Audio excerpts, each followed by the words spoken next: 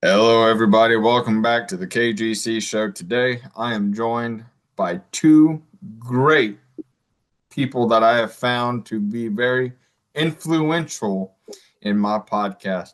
One of them is a line dancing coach, and one of them is a musician from, they're both from the UK.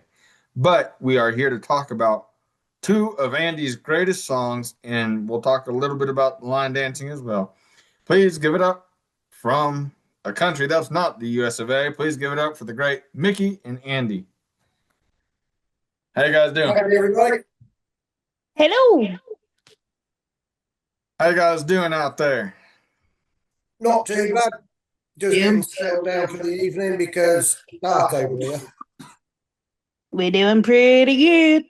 Yeah, pretty good. Now, I have the co-host of a century with me for this episode because I thought for two special guests, I should have a special co-host. And I have just that for this episode. He is a Pennsylvania native and he has had a career of his own. Please help me welcome my co-star for this episode, my buddy Smoking Joe. What's up, Joe? Hi, buddy. How's it going? Doing good. Good to see y'all. Thanks for being here on a big night. Thank you for having me. Appreciate it. Andy, Mickey, Joe, how you doing? I'm doing wonderfully. You guys, how are you doing over there? Across the ocean. Across the pond. Okay. You're catching on to this American thing, huh? Yeah, The pond. That's an awful big pond. it is. Imagine the size of the carp in the basin. I need to fit in. Yeah, That's that's so, nice. I've got a Chicago's top hoodie on. Does that count? Yeah. Andy, can you talk to me a little bit about how you got started in music? Well, I'm kind of lucky, really. My dad used to do it. He had one of them big cabinet organs that you get, and he used to throw it in the back of his little van, and he'd drive around all the pubs and sit playing it all evening. And I used to go with him on Saturday night, and that picked it up as I learned, I was 5, 6 years old. And I had a little go while he was having a break. And then my brother was learning guitar, and back then we shared a bedroom. So, yeah, I picked it up one day when he was out because he'd have hit me if I'd done it when he was home. So, but yeah, grabbed the book, started learning a few chords, picked up the guitar, and it was life, kids, all that kind of thing. Always had a keyboard, always had a guitar in my company. I've never been without everything. So I've always had access to the music. And then, yeah, when I had a car accident and got registered disabled, I was like, well, I can't work. What should I do? So I focused on my music, one for my mental health, to give me something to strive for instead of giving in. And secondly, I had the time to do it. So I focused on just putting myself out there and seeing what I could do with it. Can you talk to us a little bit about some of the inspirations you draw from for your music? Um, that's a bit of a hard one, actually, because I I like to refer to it as reverse inspiration. You know, a lot of people, they have a happy-go-lucky life. It's all, kindness and roses, or sweetness and roses, whatever you call it.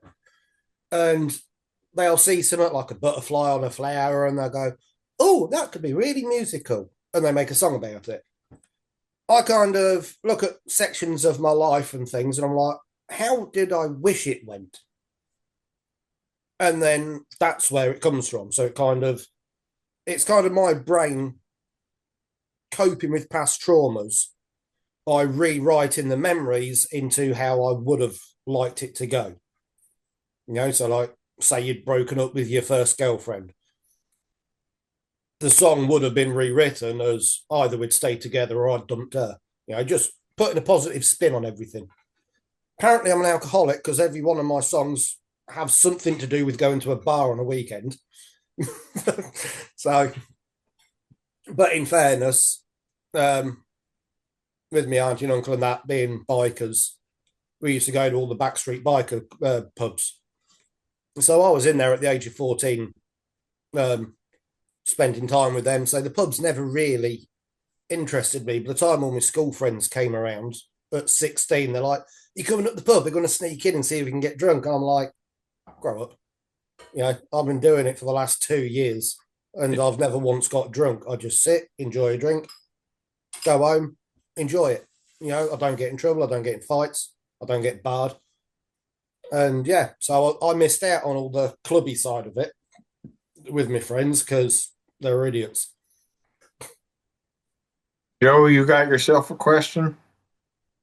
Yeah, I think that's a very interesting way to look at it. Writing songs, I'm taking that in because I find it interesting.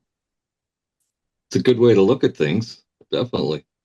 Yeah, well, I started writing songs, especially being on the keyboard, because well, most of them would list it as a 6/8 ballad, but a lot of people call it the slow rock. A bit like "I Believe" by Robson and Jerome. That backbeat. That kind of become the epicenter of all my music. So anything I tried to write, no matter how joyful it was, it just sounded depressing.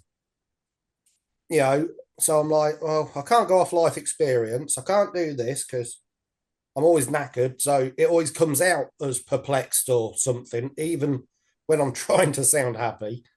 I just didn't have the energy to sound happy, if you know what I mean. So, yeah, I had to get creative and really think about how I can take it to the next level so it actually sounds on the recording how it sounds in my head. What's been one of the easiest songs you've written? Funnily enough, probably Country Kind of Weekend. It's a country kind of weekend. I'm putting on my hat. Gonna be laughing, dancing, singing, and naming that jack.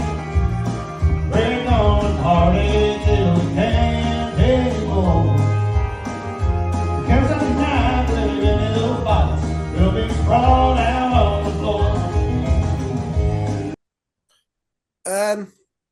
Funnily enough, probably Country Kind of Weekend.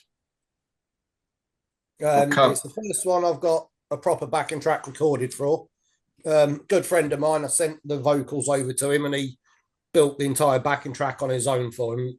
When you're listening to it, just to think that he's done one instrument all the way through, re-record it with the next instrument. You got the bass, lead guitar, rhythm guitar, piano, keyboard. We were supposed to put a fiddle in there, but we couldn't find a proper country fiddleist that we could afford or actually knew country well enough to put down what we was hoping for on it. So we've gone for now. We're just running it as it is. If we find someone that's willing to do it, we will add it to the track. But yeah, going back to the song, it was actually Nikki that gave me the inspiration for it. He was talking to, I think it was our students actually. We were doing Weekender, the Texas Tornadoes, UK.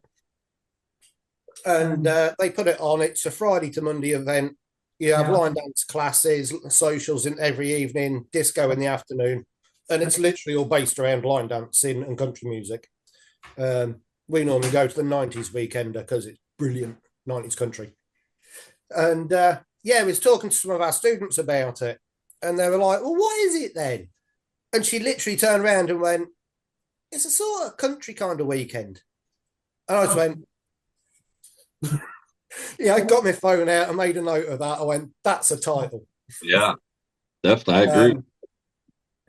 And then is it envisioned what a country kind of weekend would be? It's like, well, you're going out. I mean, you're going to be kicking off your work clothes and cowboying up. I mean, for me anyway. I don't know about you guys, but I live and die in either my check shirt or my hoodie, my jeans, my Harriets, and my Stetson. That's my daily attire. And people go, I like your outfit. I'm like, not frigging Halloween. I'm not dressing up. This is me. I agree with Right. you. I tell you. It's not an outfit. It's not a costume. It's just my dress. So yeah, and then it's like, well, when you're going out, what do? You put your hat on. Well, there's a start. So country kind of weekend, putting on my hat.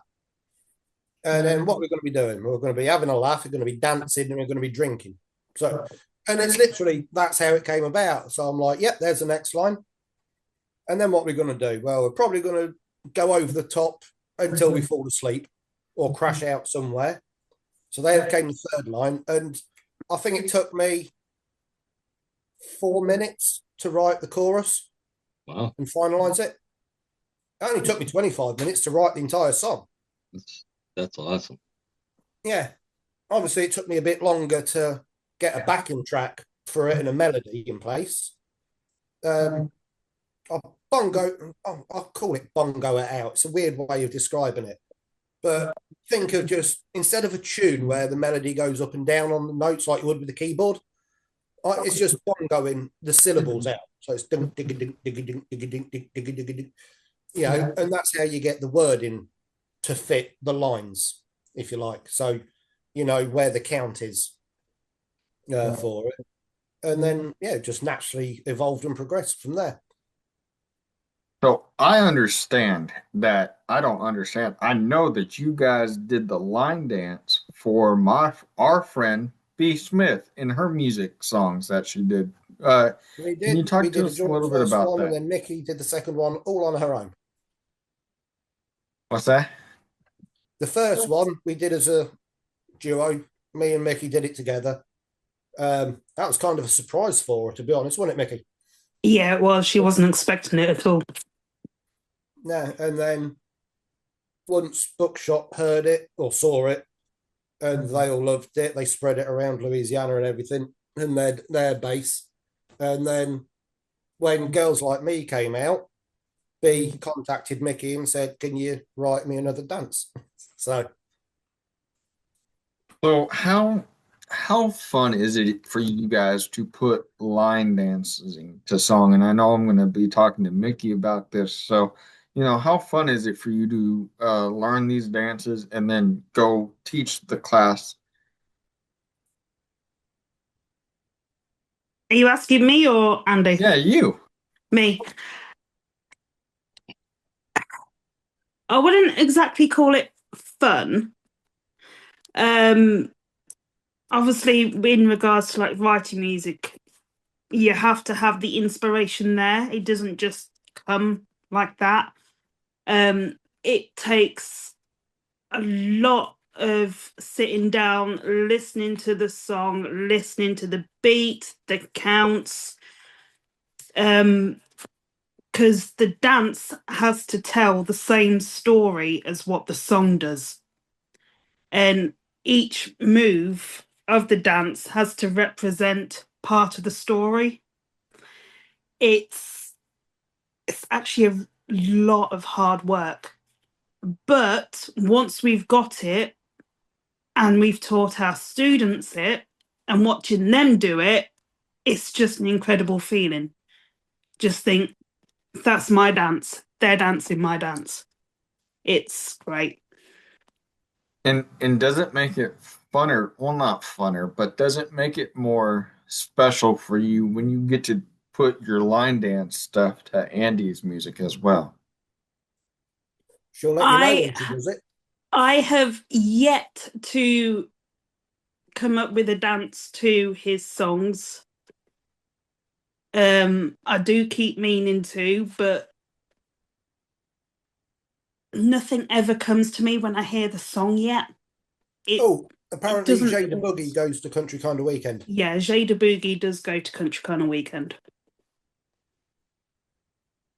What I love most about having both of you guys on there is, I can tell that you both love music. And when did you guys know that it was primarily country music is what you guys wanted to do?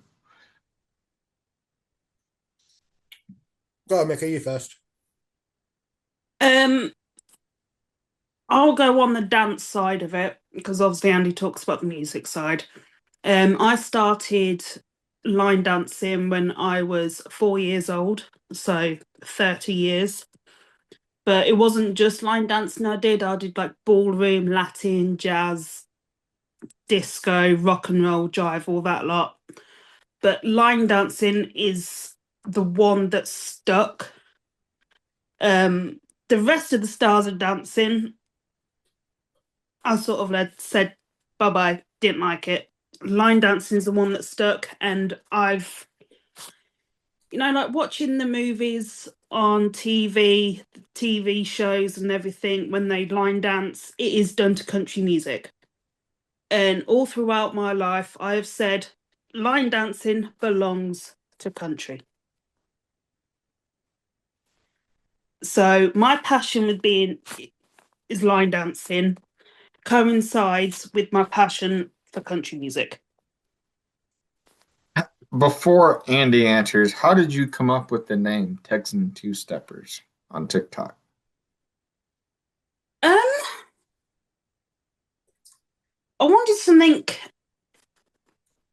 American based and something that also describes what it is.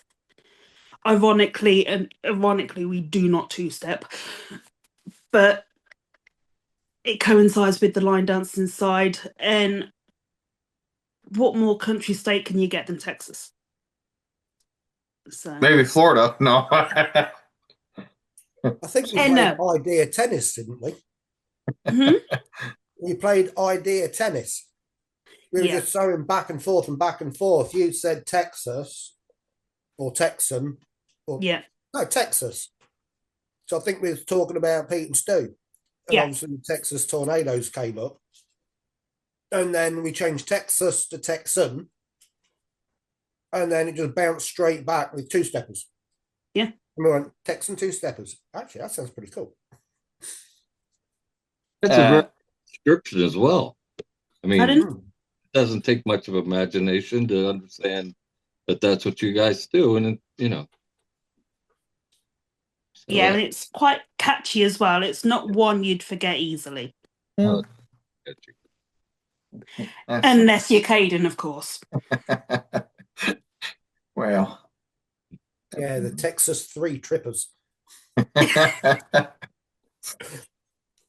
That just talks about our many of phone calls I have and I screwed up over the phone. But Joe, do you got a question for him? Yeah. My wife and I used to line dance when I first started, but it was hard for me because I went to line dance classes with her, and we learned to do like boot scoot boogie. And you love that song. And then, then I'm up singing. It's kind of hard for me to go out and be dancing and singing at the same time. So, how do you guys get by that? I mean, how do you get by that obstacle, Andy? Perseverance and arrogance, basically. My body says you can't do this, and being the true Toby Keith fan that I am, my pride says, "Oh yes, you can. Watch this." In fact, a lot of people say, "Should you really be doing that with your back?" And I'm like, "Hold my beer." It's like you can either give up, sit down, and surrender to it, like my auntie did, and have her story end in the most horrible, embarrassing of ways, which probably isn't even safe to say on a podcast. But it's either that or get going and do it. And I chose the latter. Absolutely. Yeah. So I started my singing, and obviously, I don't know what it's like over your way, but around here, people prefer a visual. Mm-hmm. There's loads of singers, and it's whatever. They like you to have a guitar, even if you only pretend to play it.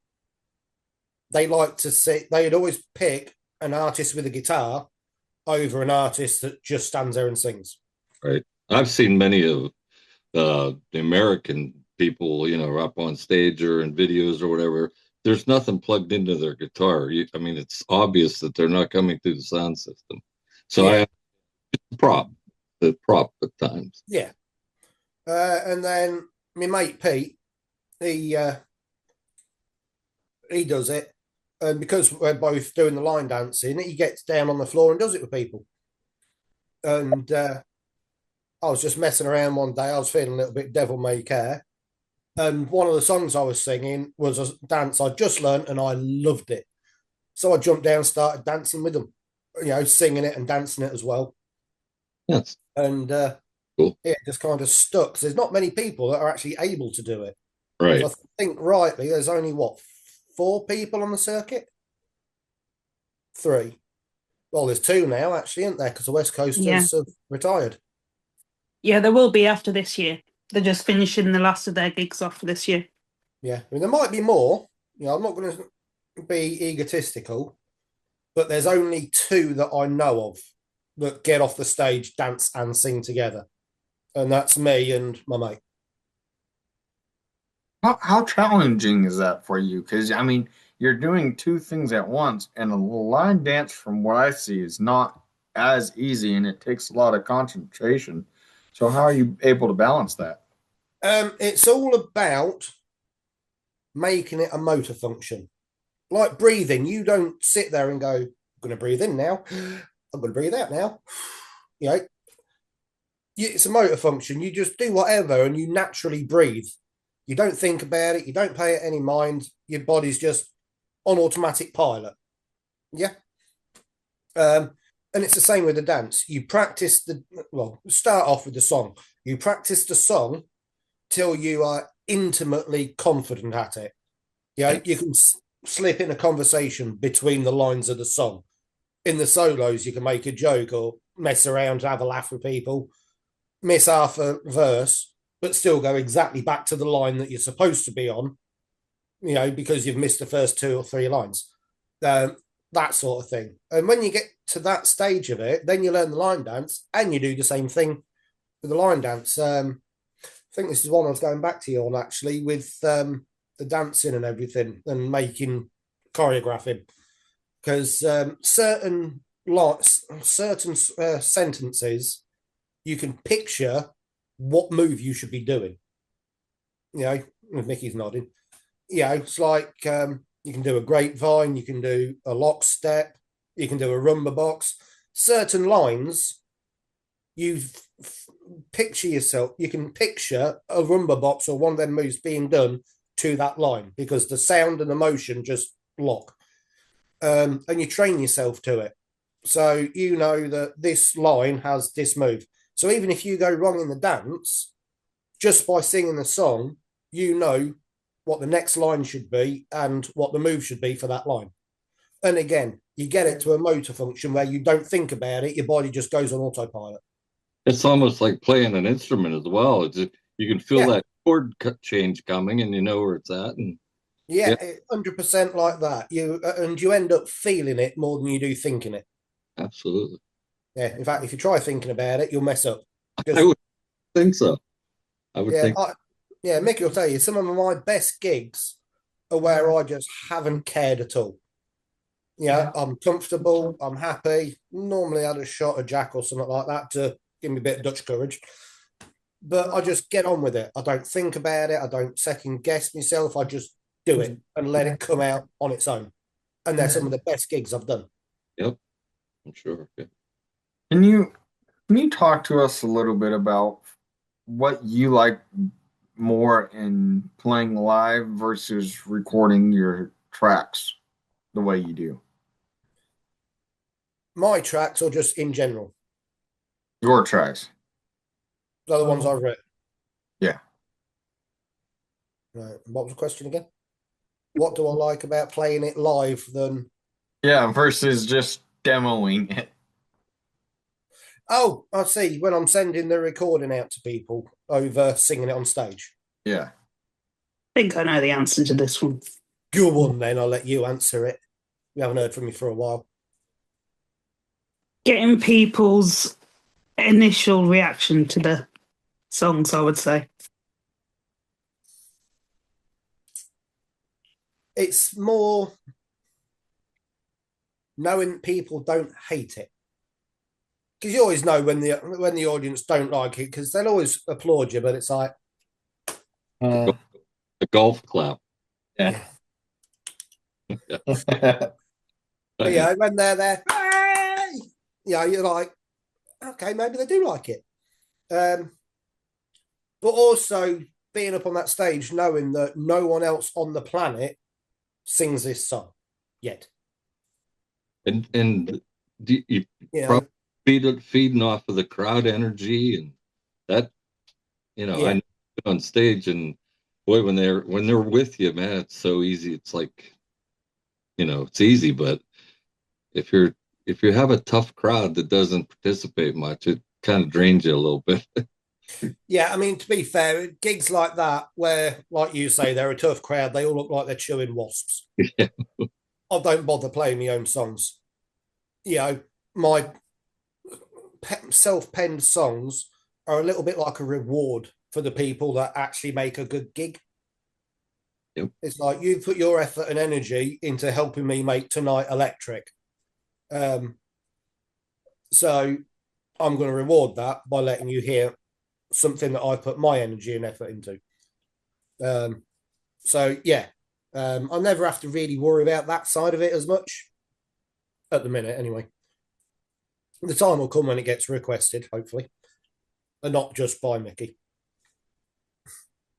For me. or you. Well, you never request it. You've got the recording, so you just play it on your own anyway. I play them all the time. What has been the most anticipated song that you were ready to release and you knew that it was good and you haven't released them all? Any of them?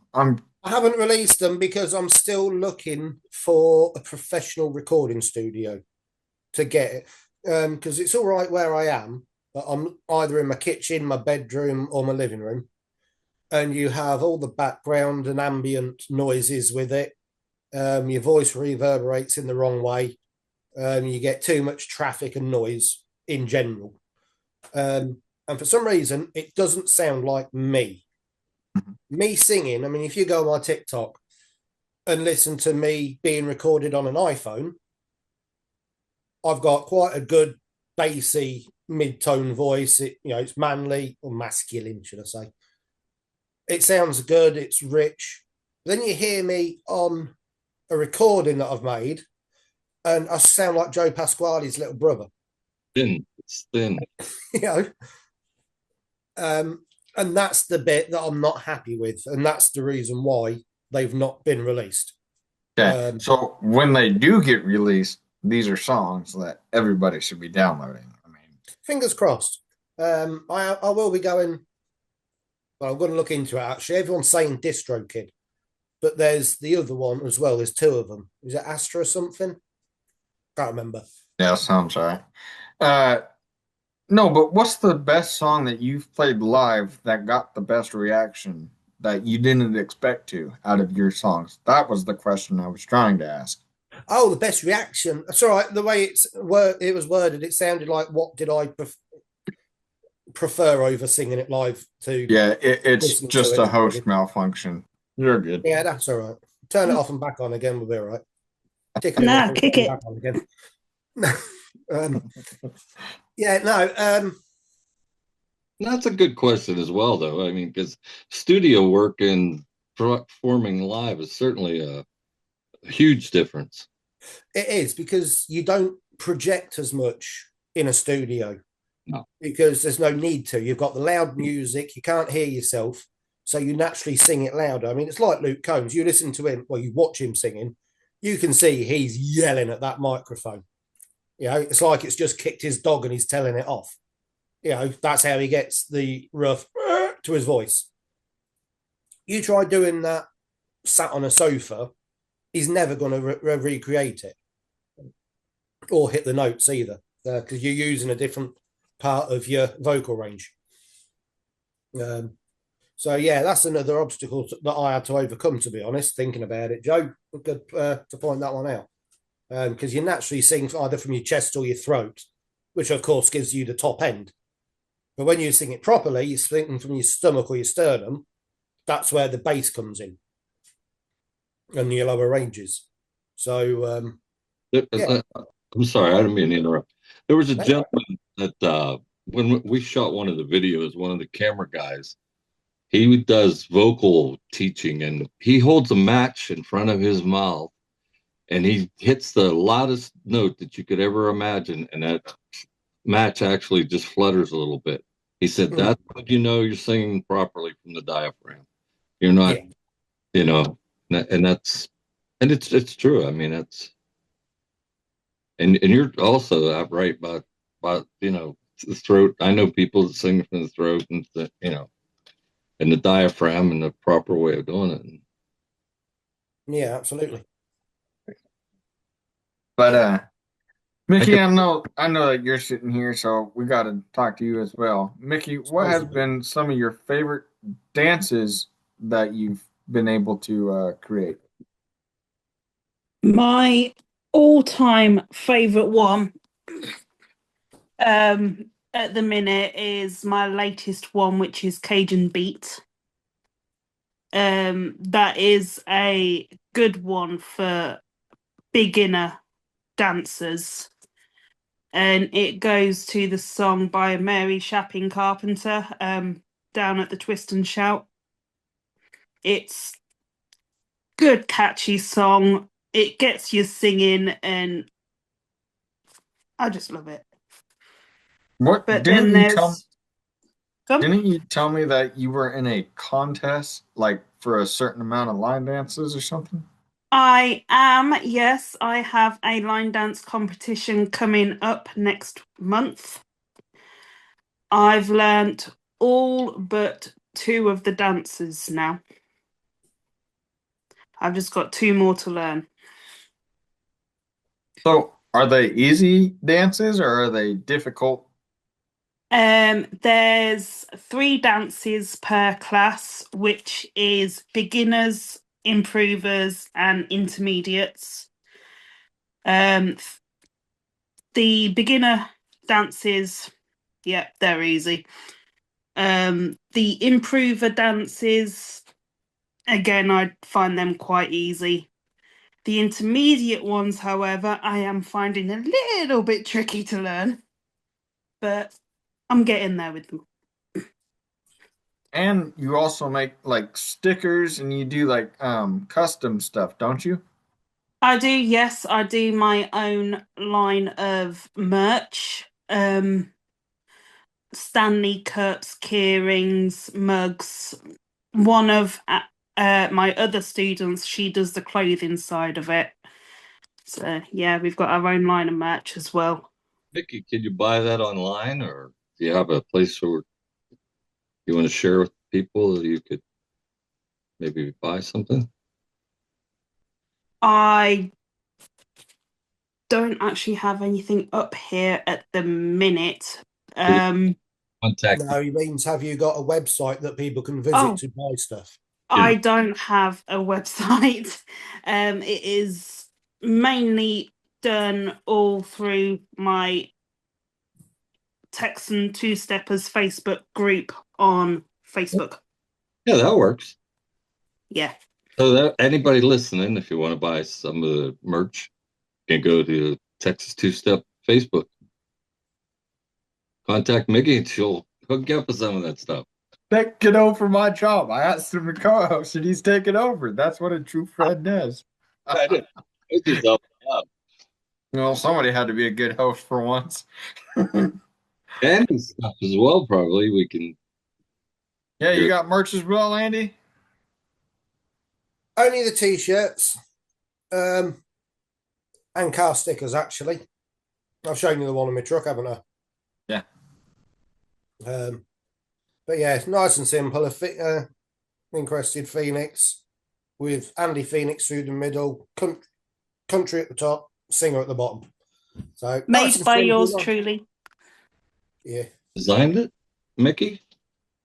I didn't design it, no. I just made it. Funny enough, it was actually the student that does all the t-shirts and that for the class. Yeah.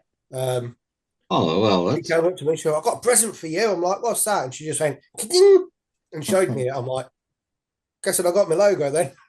that's That's a nice compliment, though. That's really nice. Yeah, so I've got my t-shirt. It's got my logo and that on the front, and then on the back, it's got Texan Two Steppers logo. Awesome. Andy, where can people go to keep up with you?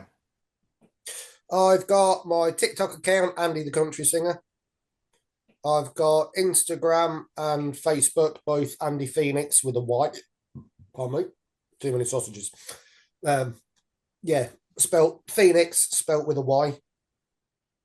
I've literally just got two. One's got a coloured profile pic, one's got a black and white profile pic. Black and white is my private profile, coloured profile pic is my business page. Yeah. So you can go on there, keep it all up, follow me on TikTok, see videos of past gigs and adverts for future gigs coming up, and the occasional photo dump. Smoking Joe, where can people go and keep up with you, buddy? Well, I just have the Facebook and TikTok accounts right now. So I used to have a web site, and we let that kind of fade off whenever I stopped. I stopped traveling, and you know. So what are you doing these days out there in the big PA? Me? Yeah, you. I talk to you probably 3 or 4 times a week. More than he probably wants to. I'm on TikTok. I watch a lot of stuff on TikTok. Mickey, where can they find you at? I've got the group on Facebook, and there's also the TikTok channel as well. Oh. All under Texan Two Steppers. Do you guys plan to start a YouTube channel with the past live streams you've done? I do have a YouTube channel, but it's not under as TTS, it's under as my own. But I have been thinking about it. Well, let us know when you do it and we'll get some promo on that. And I wanted to do it, but someone's rubbish at getting the camera out and actually taking videos and that of me singing. And that's why you need. I'm too busy dancing. But I'm too busy dancing to his music. Set the camera up, hit record, then get up to dance. We still have one more segment to do. I couldn't not get this group out of here without doing a group Q&A, a rapid fire Q&A. But before we do that, huh? This could get messy. Uh-oh. Oh, dear God. I just want to say thank you guys. Joe, thank you so much for co-hosting with me, buddy. It's been a joy. Thanks for having me, brother. I appreciate Always. Mickey and Andy, thank you guys so much for coming on and being great guests. I've been a follower of you guys for quite some time now, and we've been talking about doing this. So thank you guys so much for coming on, and congratulations. Thank you for having us. I love you guys. Love your sister. Oh, dear God. It's great. American love. What are y'all's favorite movies? My all-time favorite movie, Shawshank Redemption. Mm, What was that look for? that's a good choice. That's a good movie. Yeah, my all-time favorite one, that one is. How about you, Andy? I got two. Go ahead. Smoking the Bandit and bugger it, I lost the name of it now. Walk the Line, the Johnny Cash story. Oh, yeah. What about you, Smoking Joe? What about me? My favorite? Oh, my God. I have so many of them. I really do. I like the Deer Hunter with Robert De Niro.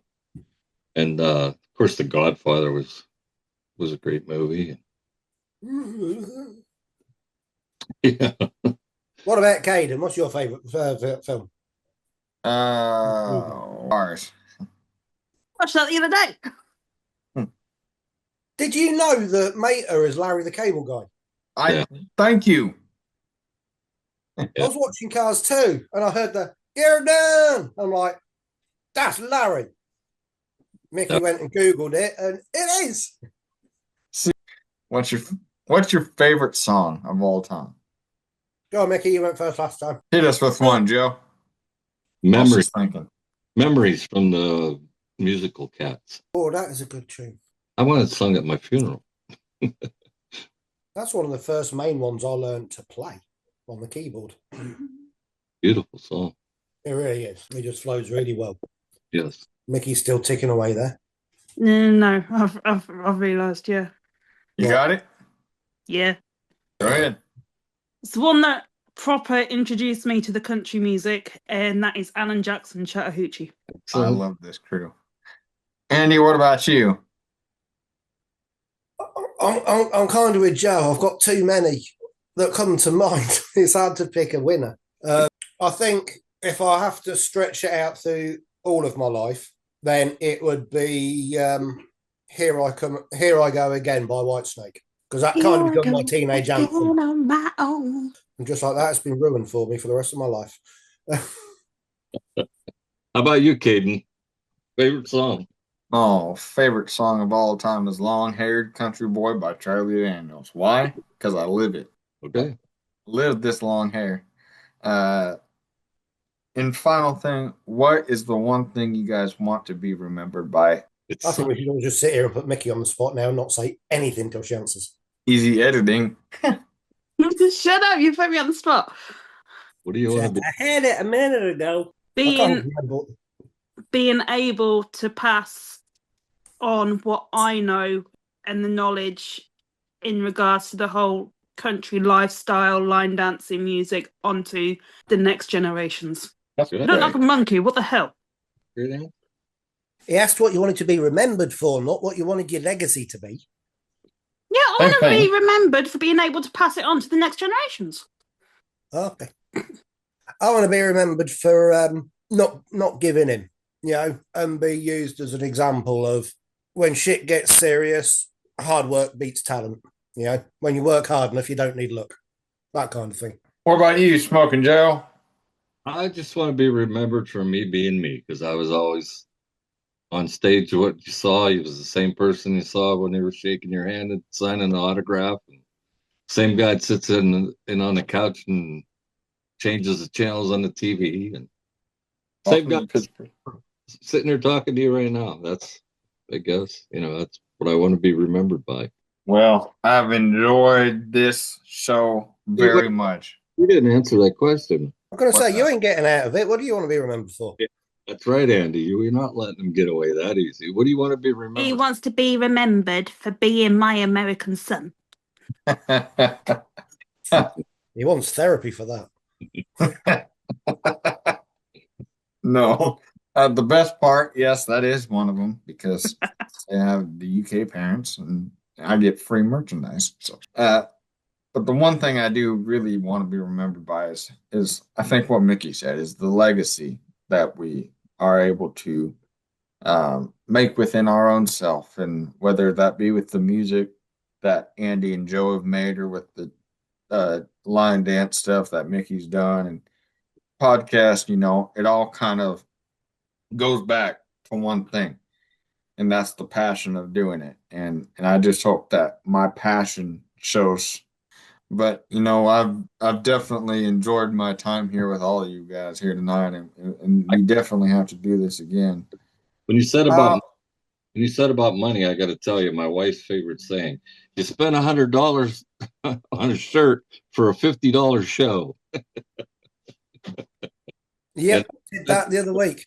That's true. That is actually a true story. I couldn't think about any other way. So going down the list on how we're going to end this show, after I just say thank you guys so much for being here, what is one piece of advice that you want to give to our viewers today? Go, Mickey. No, you go first. I'm thinking. Yeah, go, Andy. Never give in. If it's something you want, don't stop till you get it. I'll second that. I agree. Stop thinking about starting, just do it. Because the more you think about doing something, the less likely you'll do it. Just get up, get it done. And a good one to think about and remember, actually. If you wait until you're ready, you'll never ever do it. Just get her done. Done. Get it done. With that, Thank you guys so much. Joe, thank you, buddy, for coming on and co-hosting. Mickey and Andy, thank you guys so much for coming on as great guests. And we will be doing more with the lives and getting you guys out there. Thank you guys so much for taking the time to stop by the KGC show. Well, thank you, Kate, and thank you, Andy and Mickey. We appreciate you, and it was good seeing you again, and nice talking with you both. Yep, it's nice Yeah, not to you break too. Caden. Well, with that being said, we love you guys. Love one another. And especially love your sister. Roll Tide for all my Alabama fans out there tonight. You're going to get so canceled. Love you guys. Love one another. Thank you for joining me back here on the KGC show. And don't forget, go buy my merchandise on the TikTok shop. Love you guys. Love one another. See you soon.